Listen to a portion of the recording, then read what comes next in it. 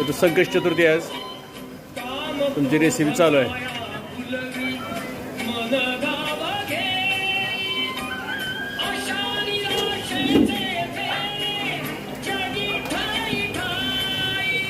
सकाळी तर लवकर यायचं, सगळेच दाखवलं असतं. हो हो. दिवसातून किती प्लेट भजी खपतात? एक 100-125 प्लेट खपते. बरं, काय प्लेट दर भजीचा? 20 रुपये. 20 रुपये प्लेट. ताजी खमंग. कोणकोणत्या प्रकारची भजी करतात? मिरची, बटाटा आणि कांदा भजी, गोल भजी. कांदा भजी, गोल भजी कांद्याची. कांद्याची गोड भजी. ओके. वडे पण खूप सुंदर बनवलेत.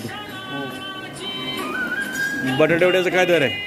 बटाटा वडा पाव घेतला तर 15 रुपयाला आहे. हां. वडा रस्ता घेतला तर 20 रुपयाला आहे. बर.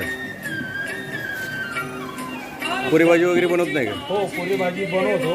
बर 2 प्रकारची पुरी भाजी आपल्याकडे. बर एक पातळ पुरी भाजी रस्त्याची आणि एक सुक्की पुरी भाजी. बर. सुक्की आहे ती 30 रुपयाला, पातळ आहे ती 40 रुपये. बर. भजी करण्याची खासियत आहे तुमची.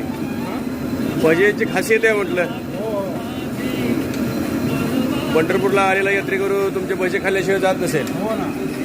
भाजी सुद्धा उत्तम प्रकारची तरीची भाजी तयार केलेली आहे तुम्ही बटाट्याची. तिकडे सुक्की भाजी आहे. बर. इकडे कढी आहे. सुक्की भाजी आहे. बटाट्याची सुकी भाजी, पोहे,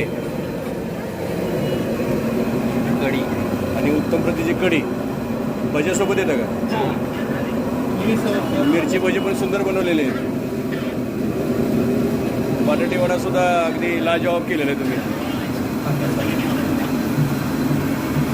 भाज्याचा सुगंध सर्वदूर पसरलेला आहे. खासियत आहे तुमची. किती वर्ष झाला हा व्यवसाय करताय? हा व्यवसाय आमच्या वडिलापासून आहे. 51-52 वर्ष झाली.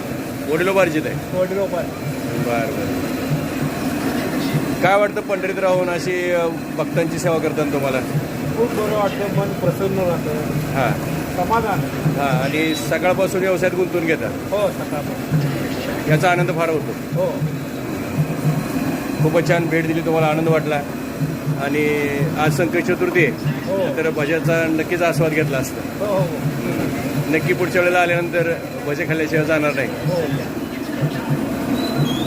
अतिशय छान. आणि मुख्य पेठेवर तुमचं हॉटेल व्यवसाय असल्यामुळं हां. गर्दी पण चांगली असेल. चांगली झाली. आपल्या लोकल गिऱ्हाईक भरपूर आहे. हां, लोकलचे गिराईक भरपूर आहे तुम्हाला रोजच्या व्यवसायाच्या निमित्तानं.